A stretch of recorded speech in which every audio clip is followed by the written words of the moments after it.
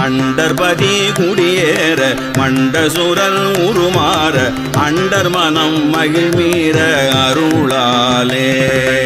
அந்தரியோடு உடனாடும் சங்கரனும் மகிழ் கூற ஐங்கரனும் உமையாளும் மகிழ்வாக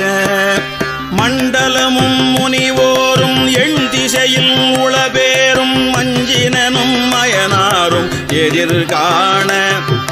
மண்டலமும் முனிவோரும் எண் திசையில் உளபேரும் அஞ்சினனும் மயனாரும் எதிர்காண